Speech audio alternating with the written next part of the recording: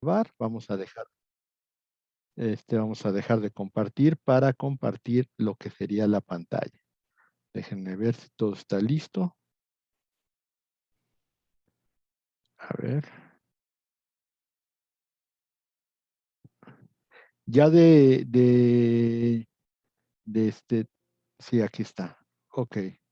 Ya de cuestionarios y actividades, ya todos ustedes deben de tener sus calificaciones. Ya están todos calificados. Única advertencia que voy a hacer. Y eso porque sí se pasaron de vivos. Tienen que subir su cuestionario. Si ustedes dejan de subirlo o les faltan preguntas, con todo el respeto se las voy a poner mala y les voy a poner la calificación que saquen. Es su chamba. Es como decirle, ay, pues es que yo sé que el pasante va a revisar los acuerdos. No es tu responsabilidad.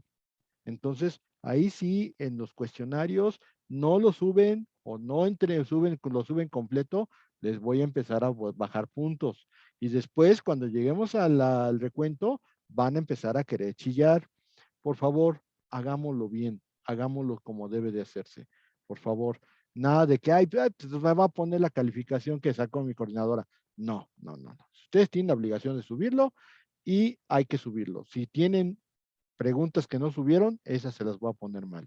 Con el dolor de mi corazón, pero parece ser increíble que tenga que advertírselos a ustedes, señores casi licenciados, porque ya estamos a la mitad de la carrera, no pueden andarme haciendo ese tipo de trampas.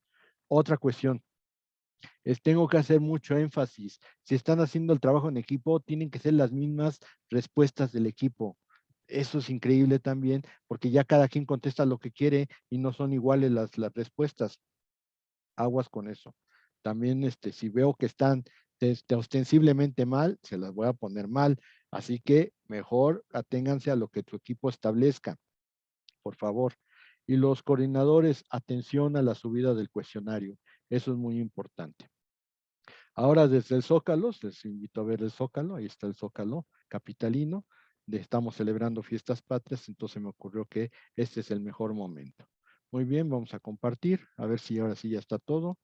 A ver, no, a ver. Aquí, ahora sí, a ver, porque a veces no quiere, a veces sí quiere. A ver, salgamos otra vez, compartir, otra vez acá. Ahora sí, ahí está, compartir. Muy bien, ya está. Perfecto.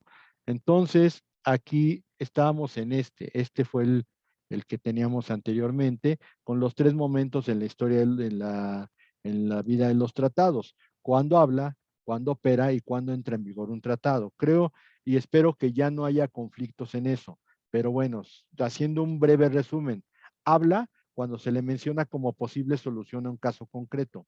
Es decir, no está acabado quizá, pero se le utiliza como una forma de solucionar problemas internacionales. Opera cuando ya habiendo sido concluido, se resuelve el primer caso práctico con él. Aquí cuando habla, hay que entender que a lo mejor el tratado ni siquiera es tratado. O sea, apenas está en observaciones, en negociaciones, como quieran verlo. Pero cuando opera es que el tratado ya está concluido. ¿Ok? Y entra en vigor cuando se establecen las condiciones y se cumplen las condiciones para su entrada en vigencia. Esta circunstancia puede ser que por tiempo, por ratificaciones o mixto, ratificaciones y tiempo. Pero como yo les comentaba, el punto es que hay tratados que entran en vigor pero no hablan ni operan y hay tratados que hablan y operan aún antes de entrar en vigor. Esos son momentos que tenemos que identificar muy bien. ¿Ok? Muy bien, Profe, dígame. disculpe que lo interrumpa. ¿Podría repetir el primero, por favor? Es que se me cortó un poco el audio. Ok, se lo repito, me voy un poquito lento para que lo entienda. Habla cuando se le utiliza o se le menciona como una posible solución a un conflicto. Opera cuando resuelve un conflicto. Un conflicto ya se le utiliza para que pueda resolver el conflicto. En el primer caso, a lo mejor no está, cuando habla, a lo mejor no está concluido el tratado, pero cuando opera, es que sí, ya está concluido. Entra en vigor cuando se cumplen las condiciones establecidas en el tratado para su inicio de vigencia. Que habíamos comentado, puede ser tiempo, 60 días, pues hay que esperar 60 días para que entre en vigor. Pueden ser ratificaciones, si son 60 tratados, si son 60 estados los que están celebrando el tratado, pues bastaría con que 30 lo ratifiquen y en el momento en que el 30º lo ratifique, pues entre en vigor. O puede ser mixto, un cierto número de ratificaciones y un cierto tiempo. En el momento en que, por ejemplo, 60 estados ratifiquen, a los 90 días entra en vigor, tenemos que esperar 60 estados que lo ratifiquen. Entonces, Paula, si es usted la que preguntó. Fui yo, profe Eloisa, le agradezco. Eloísa, es que se me desapareció su nombre. Pensé que Sí, era no se preocupe, muchas Claudia. gracias. Ok, entonces ahí están los 3 momentos. Muy bien, pasamos al siguiente punto. La implementación. ¿Qué es la implementación de un tratado?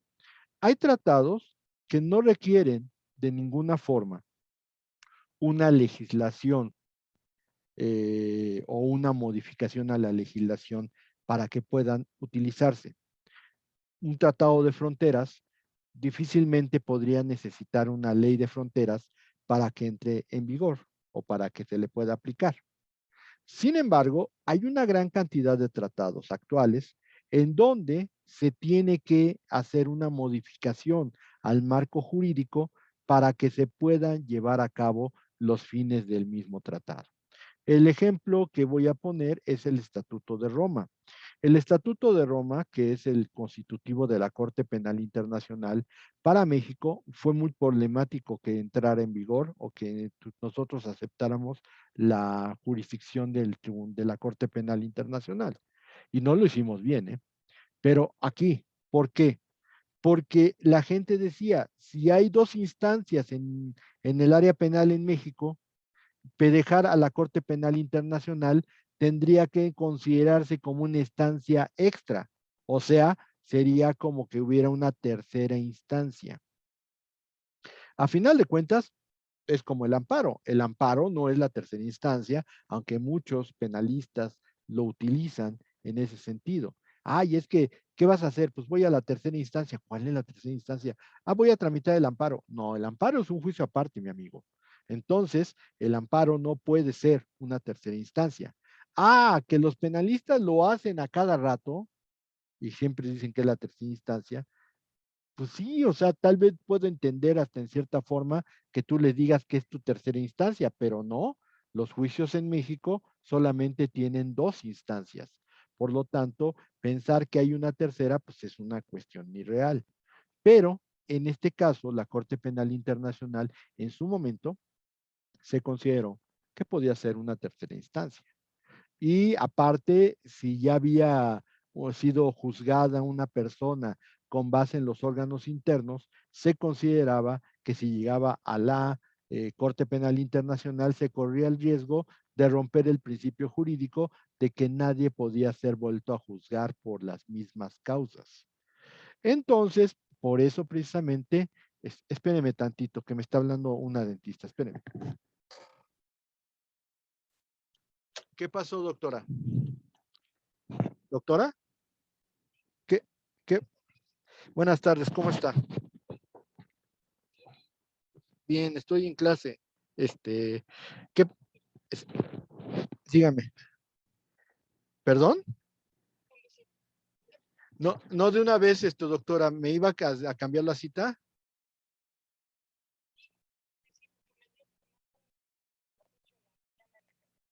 Ah, qué caray. Y entonces, ¿la tendría que ver en la tarde?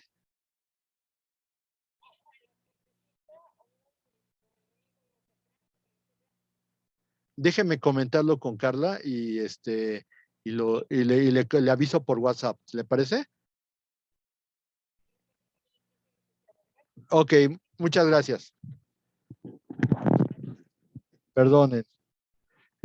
Pero es que es un caso muy importante. Bueno, ya. Este, entonces, como les decía, el problema era que si por alguna circunstancia se iba a aplicar la Corte Penal Internacional, en México se tenían que hacer modificaciones legales. Se hizo mal. ¿A qué me refiero con que se hizo mal? Pues miren, imagínense nada más que en primera instancia sí lo acepto, sí acepto la, este, la jurisdicción de la Corte Penal Internacional, pero en un tratado donde se dice que no hay forma de imponer una reserva, el problema para el Estado mexicano es que le impuso la reserva de que cada petición que hiciera la Corte Penal Internacional se iba a aprobar por el Senado. O sea, cada petición que hicieras va a tener que pasar por el Senado y una vez que lo apruebe el Senado, entonces se te concederá. Pues es obvio que no es así. Así no es. O sea, la Corte Penal, y como yo les comentaba hace unos días, pues el punto es que la Corte Penal no tenía que tener ninguna cortapisa para poder aplicar su jurisdicción. Entonces, ante esa circunstancia, pues lo que sucede es que creo yo que se equivocó el presidente Fox, que en ese momento el presidente era Fox, y la verdad es que estás poniendo una reserva en una circunstancia donde las reservas no son aplicables. Entonces, pues a final de cuentas se tuvo que hacer la modificación constitucional y se estableció que la jurisdicción de la Corte Penal Internacional no podía considerarse una tercera instancia y pero que eso sí, que cada petición que hiciera la Corte Penal se tenía que aprobar por el Senado, lo cual era una reserva en sí. Vuelvo a insistir, hasta ahorita nadie ha tenido que ver ningún problema de la Corte Penal en nuestro país, pero si por alguna razón sucediera, no saben en qué problema nos vamos a meter por tener una legislación en donde impone una reserva a las condiciones establecidas por la propia Corte Penal. Pero esa es la implementación. Por lo tanto, hay tratados autoaplicativos. Estos tratados autoaplicativos son aquellos que no requieren una ley para poder ser aplicados. Y están los tratados heteroaplicativos, es decir, aquellos que sí necesitan una ley o una corrección jurídica o una corrección legal para poder ser aplicados. Aquí en esta circunstancia, pues bastantes ejemplos hay de tratados heteroaplicativos. El convenio de Belén do Pará, que estuvimos hablando sobre la eliminación de la violencia contra la mujer, pues tuvo mucha repercusión y se crearon las leyes de violencia familiar, las leyes de no violencia contra la mujer, a la mujer no la puedes tocar, no le puedes decir nada, prácticamente es una persona protegida y así como eso, cualquier tratado que venga sobre niños, sobre adultos mayores, son técnicamente heteroaplicativos porque prácticamente hacen que el Estado mexicano tenga que implantar una ley para poder aplicar esos tratados. Entonces, ahí está la diferencia entre autoaplicativos, un tratado de fronteras que no necesita ninguna ley para poder ser funcional. En cambio, los heteroaplicativos sí necesitan o una ley o una reforma a la ley para poderlos integrar y que se puedan cumplir. ¿Ok? Esas son las diferencias. ¿Queda claro? Nada más pongan su manita para saber si quedó claro. Profe, ¿el Tratado de Belén era autoaplicativo? Heteroaplicativo, porque necesitó forzosamente Ah, la creación de una ley. ¿Ok? O ok, varias leyes, gracias. porque no nada más es una ley, son varias leyes. A ver, Martínez, Oscar. No, todo bien, profe. Bueno, es que como levantó la mano, yo dije, pongan la mano, cuando es de que está bien, que sí le entendieron, pongan la manita así. Cuando quieren preguntar algo, levanten su manita. Esas son dos cuestiones distintas. Entonces, si la entendieron, pongan la manita así con el dedito para arriba. Si no le entendieron, pongan su manita con el dedo hacia abajo y entonces sí puedo volver a explicarlo. Si van a preguntar algo, entonces sí levanten su mano. Eso sí. Ahí están nuestros códigos. Ok, muchas gracias, Atsin. Muy bien. Vamos con el siguiente. Acuérdense que al final de la clase, todas las dudas que tengan, las volvemos a revisar y contestamos, pero vamos a tratar de no pararnos mucho. La denuncia. ¿Qué es la denuncia? La denuncia es un acto unilateral por parte de los estados que son parte de un tratado para aplicar la teoría de la imprevisión o la famosa cláusula rebus sic stantibus. La cláusula rebus sic stantibus contradice el pacta sunt servanda, que significa que los tratados deben cumplirse. ¿Qué significa la cláusula rebus sic stantibus? Cuando las condiciones sigan iguales. ¿Esto qué quiere decir? Que es un acto unilateral por el medio del cual un Estado quiere aplicar la cláusula rebus sic stantibus para acabar su participación en un tratado.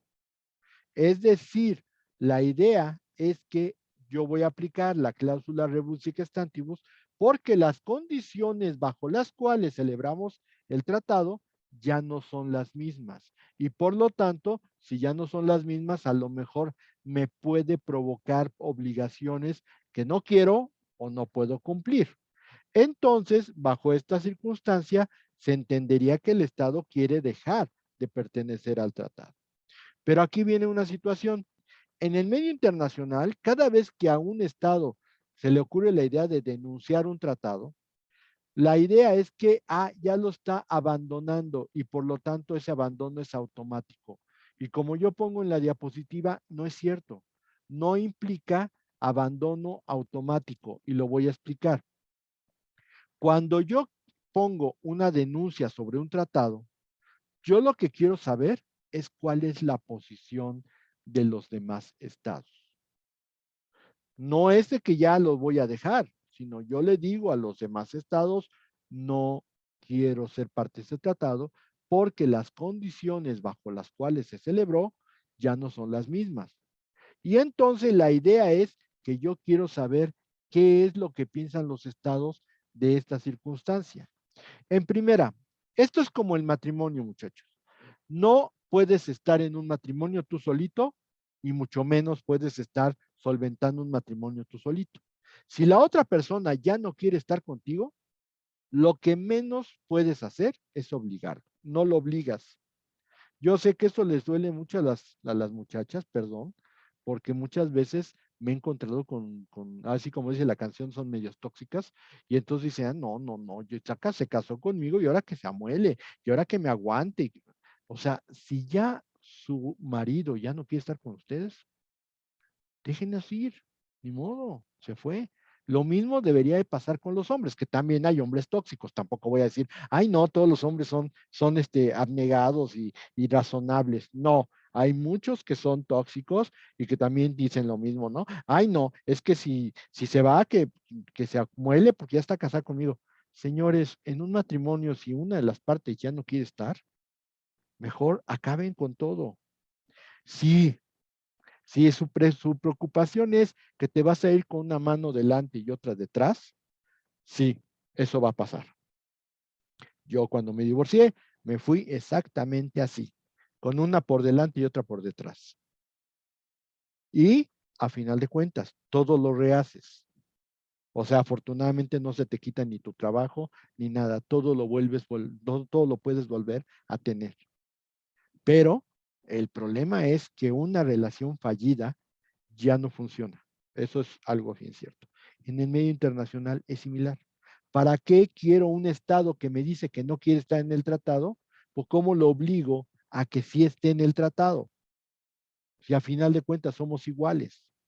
Entonces, cuando un Estado denuncia, la idea es, ¿cuál es tu posición?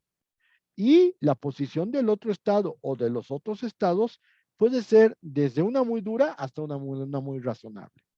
Primera, puedes decir, no te puedes ir, porque si todos estamos cumpliendo, tú también tienes que cumplir. Esa sería la más, digamos, de este punto de vista tóxica, pero también sería la más absurda. ¿Por qué? Porque como les dije hace unos momentos, no puedes obligar a una persona a tener una relación que ya no quiere, ¿sí? La segunda es, ay, ¿por qué quieres dejar este tratado? Por esto, pues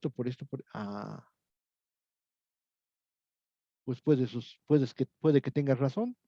Y si tienes razón, la pregunta es, me estás avisando que lo vas a dejar, pues mejor deberíamos decir, oye, pues para que lo dejes o para que lo dejemos por la paz, ¿qué te parece si negociamos otro tratado que contenga o que vea estos puntos que tú estás manejando? No estás siendo descortés, al contrario, estás dándole razón y dices, bueno, si este tratado ya no puede funcionar, pues vamos a hacer otro que sí pueda funcionar. Y ahí, de alguna manera, pues tú me estás dando la razón. La otra es que no se diga nada. Y si no se dice nada en el medio internacional, estás otorgando, porque es una aceptación tácita. Si a mí me avisaron y yo no digo ni siquiera la menor palabra, estoy aceptando. Es una aceptación tácita. Por lo tanto, aquí la situación está en que puedes tener esas tres posiciones. En la primera, no tienes mucho futuro, porque a final de cuentas, por mucho que tú quisieras decir, no es que tienes que quedarte en el tratado, si el otro estado no quiere quedarse y no quiere cumplir el tratado, pues no vas a obligarlo, por mucho que le digas. Dos, en el caso específico de que llegamos a un nuevo tratado, un nuevo convenio para un nuevo tratado, pues es obvio que vamos a tener que dejar el anterior. Y tercero, si tú te quedas callado, pues te vale, no te importa, pues no tiene caso. Muchos de los casos de denuncia técnicamente se quedan como los estados no dijeron nada y por lo tanto me dieron vía libre para irme.